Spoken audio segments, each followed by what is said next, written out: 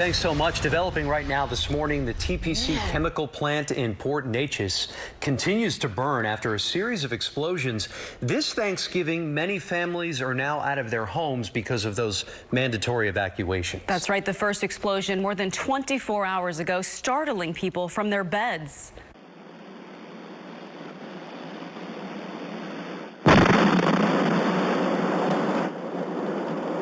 You can see it and hear it there. The second explosion yesterday afternoon sent a tower right into the air, forcing emergency officials to expand that evacuation area. Tens of thousands of people had to leave their homes as they were preparing for the Thanksgiving holiday.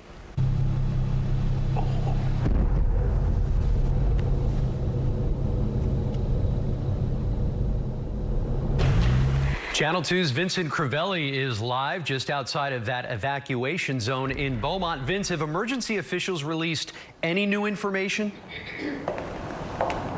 Yeah, good morning. We're expecting a press conference around 6 o'clock this morning to get the latest information on this chemical fire. Meanwhile, thousands of residents have been displaced. Hotels are filling up as a curfew is in effect until 6 o'clock this morning as the chemical fire continues to burn in Jefferson County.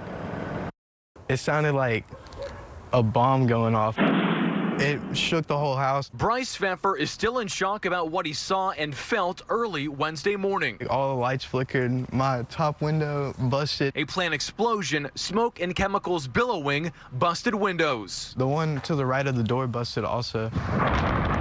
Now, a curfew is in effect until 6 o'clock this morning, and there's a 4-mile mandatory evacuation radius around the facility while the toxic chemicals burn. My house is less than a mile away. However, nursing homes, refineries, hospital patients, and workers are exempt, but people like Pfeffer, all I did was pack like a little bit of food, aren't waiting to see what happens. I'm just trying to get out of here as quick as possible, and that's what everybody else should do. The latest from a Jefferson County judge. All the monitoring to date shows that our air quality is within the guidelines. However, at least 3 chemical tanks are still on fire. Drones are being used to collect data to help determine when it will be safe to go back into the evacuation zone. We'll do our best, our very best, to return you to your homes. Again, we're expecting a press conference with TPC officials around 6 or 7 o'clock this morning to get the latest information on this chemical fire. For now, live in Beaumont, Vincent Crivelli, KPRC, Channel 2 News. Vince, thank you. One of the chemicals burning is butadiene. The chemical is a colorless, flammable gas that smells mildly like gasoline. And if you're wondering, it's used to make synthetic materials like rubber and plastic. Once the chemical gets into the air, it does evaporate pretty quickly. But as for your health, the big question here, butadiene is a known carcinogen. Short-term exposure can cause eye, nose, or throat irritation, even drowsiness and lightheadedness.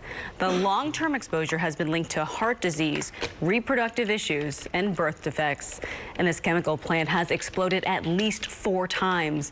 Channel 2 investigates found that the plant has a history of complaints and violations. The EPA says over the past 3 years, it has been in violation for substandard monitoring and control of its burn-off flare. Now, it has been fined by the state for emissions control violations as well. The federal agency OSHA fined the company for electrical safety violations.